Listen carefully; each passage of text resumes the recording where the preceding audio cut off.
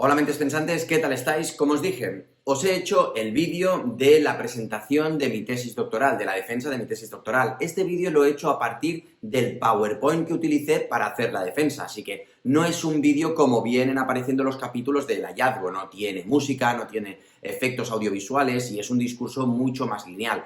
Es un vídeo aproximadamente de entre 26 y 27 minutos, pero es que me hacía mucha ilusión compartirlo con vosotros porque a partir de este vídeo, a partir de las diapositivas, podéis encontrar bibliografía que podéis trabajar y podéis tirar del hilo y podéis desarrollar, como siempre digo, vuestras propias investigaciones.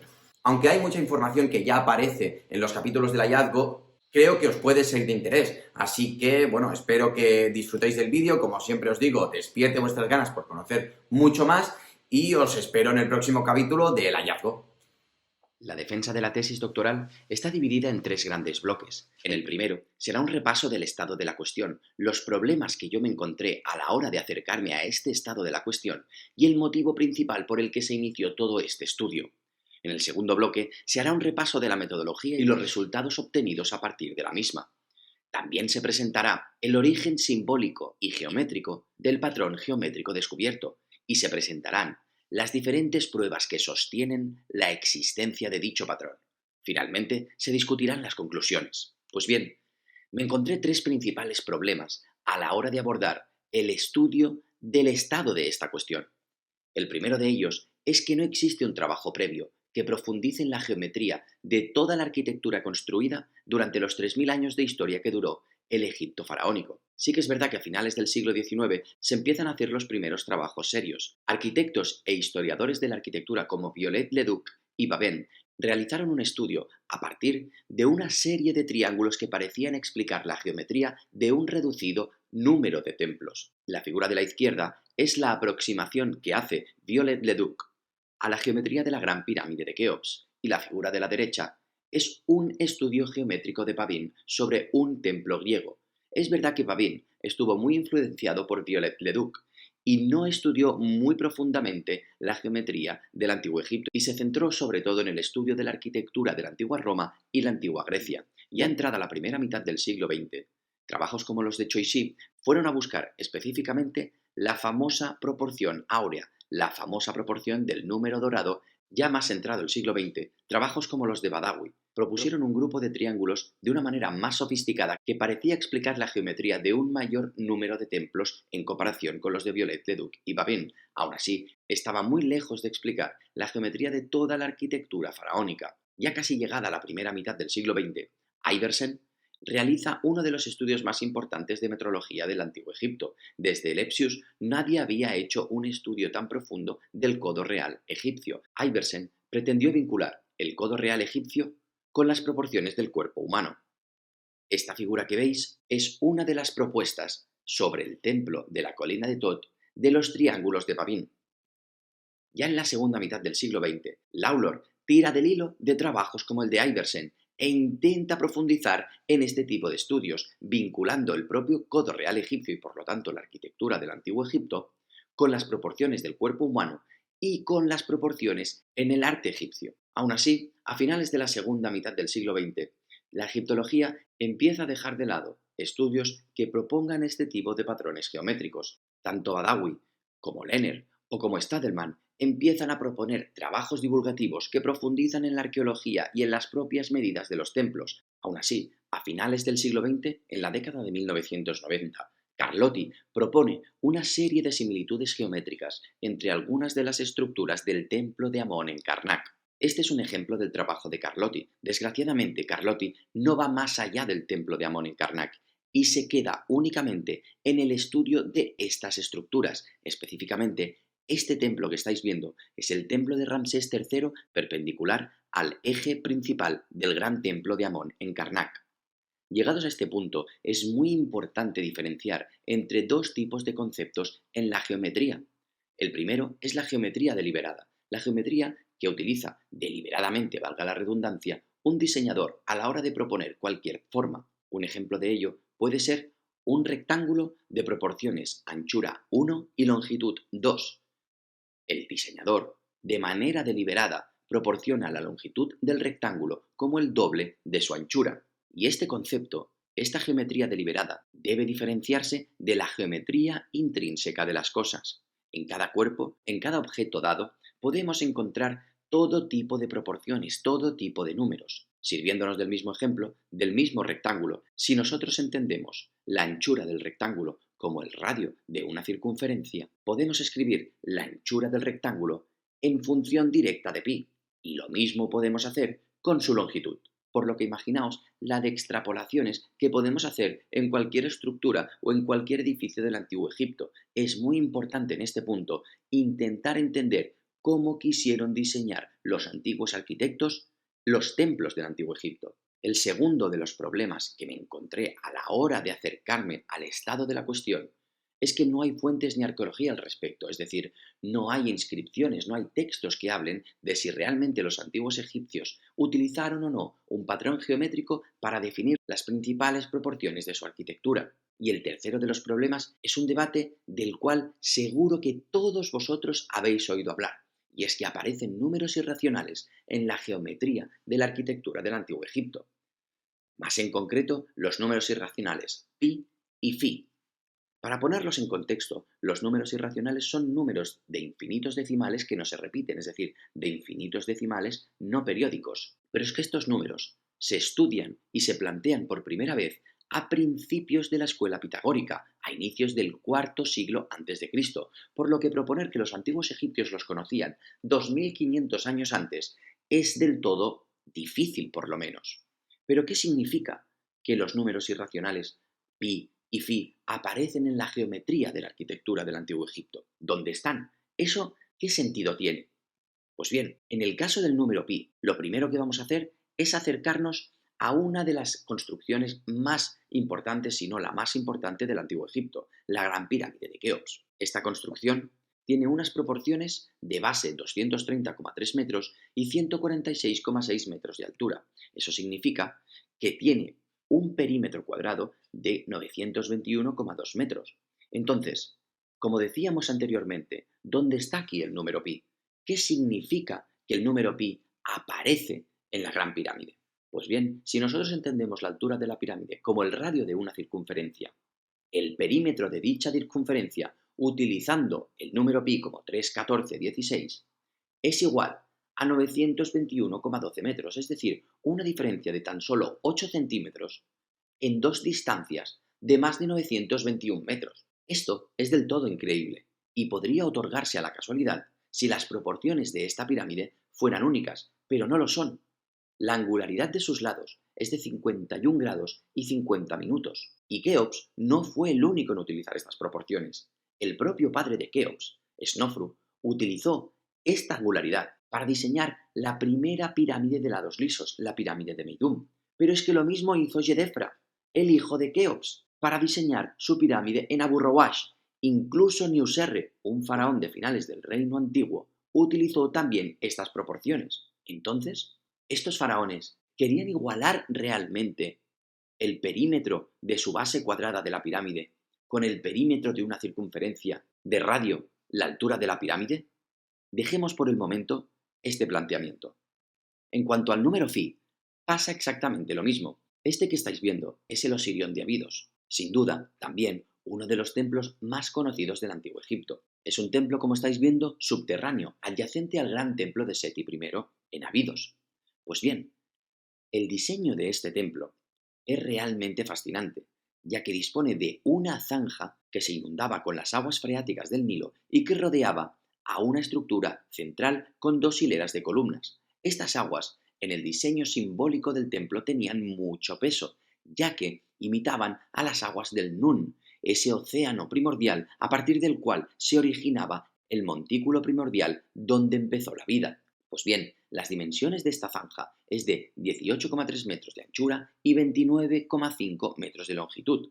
La relación entre ambas medidas es de 1,612, muy próximo al valor de phi, 1,618. De nuevo, esto podría ser una coincidencia, pero es que esto mismo pasa en otros templos tan importantes como en el templo de Horus en Edfu, más en concreto en las medidas de su capilla interior, la cual tiene una anchura de 8,8 metros y una longitud de 14,2 metros, una relación que de nuevo es muy próxima a phi, ya que tiene una igualdad en su cociente de 1,614, muy próximo al valor de phi, que es 1,618. Pero no solo eso, la estructura más antigua faraónica estudiada en esta tesis doctoral es la tumba de Hor-Ajá, el segundo faraón de la primera dinastía. Este faraón construyó 3 tumbas subterráneas muy parecidas. La situada más al norte es la estudiada y tiene una longitud de 7,48 metros y una anchura de 4,57 metros. Una vez más, su cociente es de 1,636, un número muy próximo a 1,618. En este punto es muy importante no caer en el inevitable argumento circular. Es decir, los antiguos egipcios no conocían los números irracionales, pero es innegable que aproximaciones muy grandes a estos números aparecen en la geometría de su arquitectura faraónica. Pero de nuevo, ellos no conocían estos números, por lo que en este punto fue necesario definir una metodología de estudio. Es decir, tuve que estudiar toda la arquitectura faraónica del Antiguo Egipto de manera cronológica, para ver si realmente surgían similitudes en la geometría de las diferentes construcciones faraónicas. Si realmente aparecía esta geometría, si realmente aparecían estas similitudes, se tendría que definir un patrón, y si realmente el patrón fue una herramienta de diseño, se tendría que poder aplicar de manera sistemática en toda la arquitectura faraónica construida durante los 3000 años de historia del Antiguo Egipto. Estas son las 10 tumbas reales de Kap, el cementerio real de la antigua ciudad de Tinis. Si nos aproximamos a su geometría, vemos que los rectángulos de geometría deliberada sencilla de entender, es decir, un rectángulo de anchura 1 y longitud 2, empiezan a aparecer a partir del reinado del faraón Den. Pero es que el resto de proporciones de todas las tumbas parecen estar definidas y parecen estar completadas a partir de 2 rectángulos, los rectángulos alfa y beta. Estos rectángulos tienen unas proporciones muy características. El rectángulo alfa es de anchura 1 y longitud 1,62 y el rectángulo beta es de anchura 1 y longitud 1,27. Lo mismo ocurre en los recintos sagrados construidos 1 kilómetro al norte de Kap.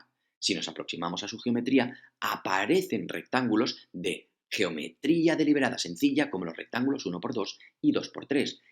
Y también aparecen los rectángulos alfa y el rectángulo beta', que no es otra cosa que la mitad longitudinal del rectángulo beta, es decir, un rectángulo de anchura 0,5 y longitud 1,27. Por lo tanto, toda la arquitectura regia construida durante la época tinita, es decir, la arquitectura construida durante la primera y segunda dinastías, o bueno, casi toda, ya que las tumbas de los 2 primeros faraones de la segunda dinastía, Hetepsegemui y Ranep, fueron construidas en Saqqara, por lo que casi toda la arquitectura regia construida durante los 3 primeros siglos del Egipto faraónico puede explicarse su geometría en planta a partir de 5 rectángulos, los rectángulos 1×2, 2×3 y los rectángulos alfa, beta y beta'. Si sabemos ahora que el rectángulo beta' es la mitad longitudinal del rectángulo beta, es posible que el rectángulo alfa tenga también una relación geométrica directa con el rectángulo beta. La única manera de averiguarlo será profundizar en la geometría del rectángulo beta. Haciendo una aproximación sencilla a su geometría, vemos que la diagonal del rectángulo beta define un ángulo sobre su anchura de 51 grados y 47 minutos. Y seguro que ya os suena este ángulo. Es el mismo ángulo que tenían los lados lisos de las pirámides del Reino Antiguo que hemos comentado hace un momento. Pero esto no es lo más interesante de todo. A mediados de la década de 1990, trabajos como los de Robbins o los de Magli sentaron el consenso para aceptar que el diseño de estas pirámides, de la pirámide de Keops, la pirámide de Snofru en Meidum o la pirámide de Djedefre, fueron diseños que tuvieron como base un triángulo rectángulo de anchura 11 y longitud 14. Pues bien, la relación de la anchura y la longitud de este triángulo rectángulo es la misma proporción que el rectángulo beta, un rectángulo utilizado desde inicios del Egipto faraónico, es decir, casi 5 siglos antes de la construcción de la pirámide de Meidum de Snofru, el padre de Keops. Por lo que del triángulo rectángulo 11-14 no era otra cosa que la representación de la diagonal del rectángulo 11-14. Si eso es así, la utilización del rectángulo 11-14 debería de ser una herramienta para igualar el perímetro de un cuadrado con el perímetro de una circunferencia. Y así es. Desarrollando la geometría intrínseca del rectángulo 11-14, vemos que podemos dibujar un cuadrado de perímetro 88 y una circunferencia de perímetro 87,964, para que os deis cuenta de lo muy aproximada que es esta solución. Si escalamos el perímetro del cuadrado a la unidad, el perímetro de la circunferencia es igual a 0,9996. No olvidemos en este punto que estamos intentando relacionar la geometría del rectángulo alfa con la geometría del rectángulo beta. Pues bien, si entendemos el rectángulo beta como el origen de esta solución geométrica, también lo podemos interpretar como la intersección exterior del cuadrado y la circunferencia de igual perímetros. El segundo eureka de esta investigación fue darme cuenta que la intersección interior del cuadrado y el círculo definían el rectángulo alfa, definían un rectángulo de proporciones 1 por 1,6166, que se puede redondear perfectamente a las proporciones de 1 por 1,62. Y es que el origen de dicho rectángulo alfa es un rectángulo de longitud 14 por anchura 8,66. Y esta es la relación del rectángulo alfa y el rectángulo beta. Es decir, a principios del Egipto faraónico, los antiguos egipcios se dieron cuenta que a partir de un rectángulo de anchura 11 y longitud 14 podían definir un cuadrado y una circunferencia que para ellos tuvo el mismo perímetro, ya que no tenían herramientas ni de diseño ni matemáticas para estudiar su diferencia. A partir de la intersección de ambas figuras definieron los rectángulos alfa y beta. Si esto es así, si realmente ellos quisieron definir una herramienta de diseño de esta forma, ¿en qué se basaron? ¿Realmente tenía cabida esta manera de diseñar su arquitectura más sagrada en el marco cultural de aquella época? Para los antiguos egipcios, Egipto era el centro de una tierra acotada por los 4 puntos cardinales. De hecho, en las traducciones de Allen de algunos textos egipcios, los propios egipcios hacen referencia a la tierra de Egipto como una caja de luz.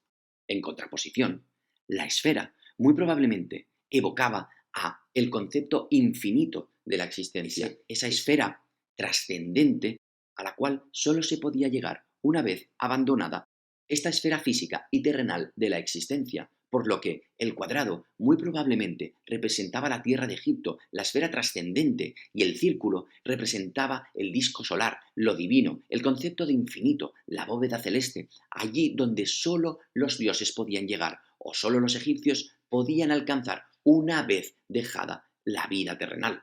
A partir del rectángulo 11-14, ellos dibujaron un cuadrado y un círculo de igual perímetro. Con la intersección de ambas figuras, definieron las proporciones más sagradas de su arquitectura. Imaginaos entonces la carga simbólica que tenían estos edificios. El iniciado entraba en este espacio siendo consciente de todo el conocimiento volcado en la geometría de esa arquitectura. Llegados a este punto, es importante entonces presentar qué pruebas sostienen dicha teoría. La primera de ellas es que las longitudes de los templos tienen que ser múltiplos de 14 codos egipcios. ¿Eso qué significa? Pues que si las proporciones de los templos responden a los rectángulos alfa o los rectángulos beta, sus longitudes tendrán que ser iguales a 14 o múltiplos de 14, porque acabamos de ver que el origen geométrico de ambas figuras es el rectángulo beta, de anchura 11 y longitud 14, y el resultado del rectángulo alfa a partir del rectángulo beta es un rectángulo de anchura 8,66 y longitud 14, por lo que las longitudes de los templos estudiados que respondan a las proporciones del rectángulo alfa y beta también tendrán que ser 14 o múltiplos de 14. Y así es, el que estáis viendo es el templo de Tutmosis III en Abidos. Tiene una longitud de 56 codos, que es 4 veces 14. Y la estructura central del templo tiene una longitud de 28 codos, que es 2 veces 14. Lo mismo ocurre con el templo de los Sirión de Abidos, citado anteriormente. La longitud de la famosa zanja es de 56 codos también, 4 veces 14, y es que las proporciones generales del templo también responden al rectángulo alfa y tienen una longitud de 101 codos y medio, que es un múltiplo más sofisticado de 14, pero un múltiplo exacto de 14 al fin y al cabo. Y esto lo podemos hacer con toda la arquitectura del Antiguo Egipto. Podemos combinar los rectángulos alfa y los rectángulos beta. El plano que estáis viendo es el complejo de Pepi II en Saqqara. Los templos de la pirámide y del valle tiene una longitud de 44 metros, que equivalen a 84 codos, que es 14 por 6, y la longitud del patio anterior al templo de la pirámide es de 49 codos, que es igual a multiplicar 14 por 3,5. La segunda de las pruebas es el propio diseño del codo real egipcio. El codo real egipcio fue dividido en 28 dedos o 28 segmentos. Esto nunca ha tenido sentido en la egiptología, ya que, en origen, las matemáticas del antiguo Egipto fueron ideadas en base 10, es decir, tenían una metodología de conteo que iba de la unidad a 10, luego 100, luego 1000, incluso tenían un jeroglífico para el millón. Esto es como si hoy en día cogiéramos nuestro metro de medir y lo dividiéramos en 28 centímetros. No tendría ningún sentido. Es solo en el contexto, en el marco del patrón geométrico, que el diseño del codo real egipcio tiene sentido, ya que el diámetro de la circunferencia del patrón geométrico es igual a 28, es decir, 2 veces 14. De hecho, se conservan ejemplos del codo real egipcio dividido en dos partes, divididas en 14 segmentos cada parte. La tercera de estas pruebas es que el patrón geométrico aparece en la cultura del Antiguo Egipto, es decir, aparece en casi toda expresión artística e intelectual de la cultura del Antiguo Egipto. ¿Por qué digo esto? Porque las mismas proporciones aparecen en la arquitectura monumental privada. El que estáis viendo es un claro ejemplo de ello. Es la tumba de Jarwa, jefe administrador de la esposa de Amón de la dinastía 25. Los rectángulos alfa, beta y 2×3 parecen definir las principales proporciones de esta estructura subterránea. Pero es que el patrón geométrico también aparece en los diseños de las estelas de falsa puerta, las geometrías de los ataúdes del Reino Medio o las geometrías encontradas en algunos de los textos más sagrados, como por ejemplo este libro de la salida al día en el papiro Ryerson. Finalmente, la cuarta de estas pruebas es una prueba arqueológica, es el Ostracon BM41228. Este ostracon es una pequeña pieza cerámica de apenas 12 centímetros por cada lado y representa la estructura de una capilla central perimetrada por una estructura cuadrangular. Este ostracon fue encontrado por Glanville en la década de 1920 en Deir el-Bahari. Esta es la interpretación del propio Glanville de la estructura. Como veis, la capilla central tiene una longitud de 14 codos, y aseguro que estáis viendo por dónde voy, y una anchura de 6 codos. La estructura perimetral tiene una forma cuadrada y una longitud por cada lado de 27 codos.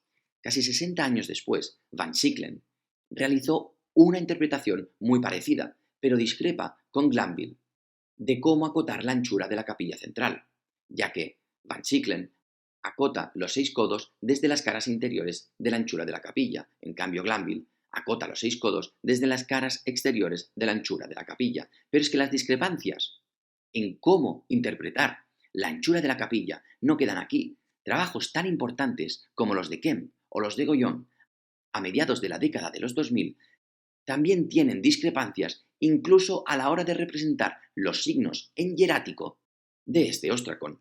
Esta es exactamente la diferencia entre ambas interpretaciones. Esta es la representación de los signos en hierático de la anchura de la capilla de Goyon y esta es la de Kemp. Como podéis ver, encima del signo de codo aparece un signo que Kemp obvia totalmente. Pues bien, Glanville, cuando realiza el descubrimiento en la década de 1920, fecha este ostracon entre las dinastías 18 y 19, según el estudio que hizo de los signos en hierático del ostracon.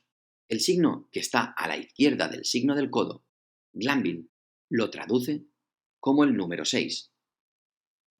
Pero es que el signo que se encuentra encima del signo del codo es el signo de un medio, utilizado tanto en el Reino Nuevo como en el Reino Medio. ¿Por qué es tan importante que se utilizara en el Reino Medio?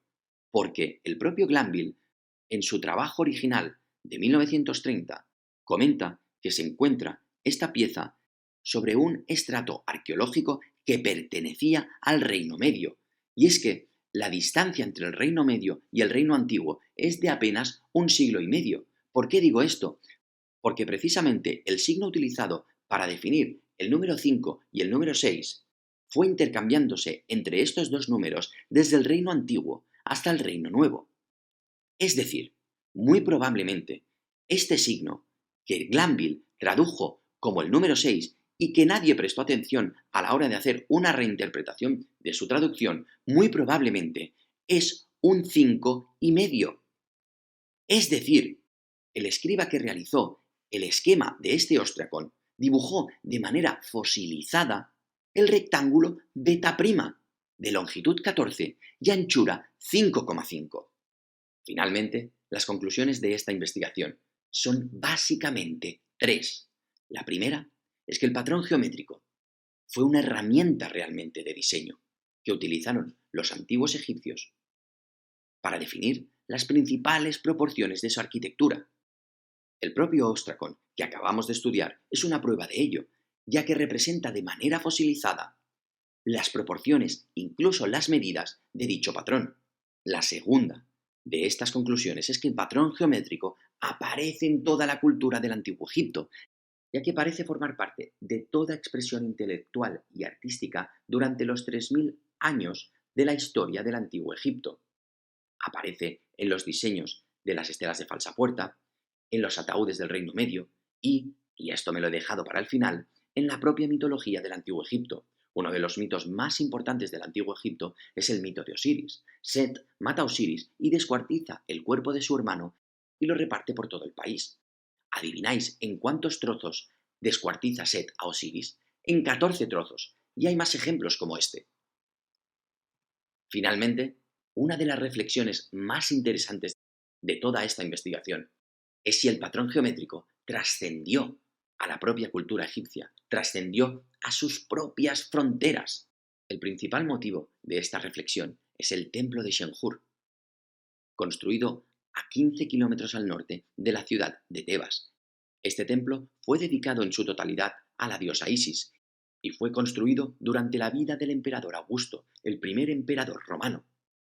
Y vemos que su arquitectura está completamente basada en el rectángulo alfa, desde su estructura central a la arquitectura general del templo, por lo que es realmente fascinante poder reflexionar sobre si realmente el patrón geométrico trascendió a la cultura del Antiguo Egipto y fuese utilizada por algunas de las culturas más importantes de la antigüedad y, por qué no, hasta nuestros días.